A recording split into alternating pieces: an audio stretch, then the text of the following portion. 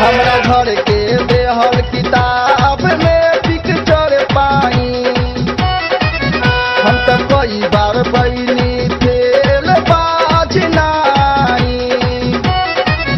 हमरा घर के देहल किताब में पिक्चर पाई। हम तो कई बार बैनी फेल बाज नाई।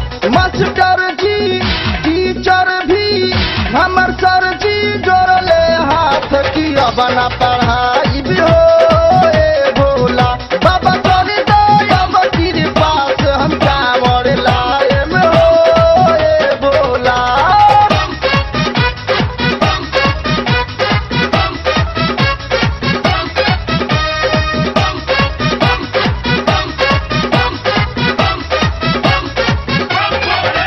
अब गिर पेपर में नकल भोला जी करवा दी।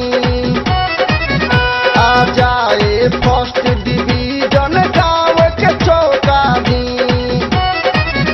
अब गिर पेपर में नकल भोला जी करवा दी। आ जाए फर्स्ट डिवीजन गाँव के चौका दी। नंबर भी ओए झकास में कांवर लाए में हो ए भोले।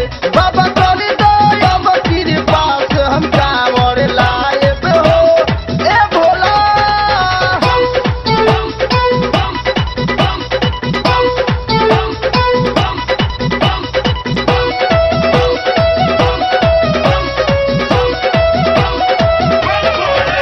हर साल हम अपना बाबू से पीटत रहनी।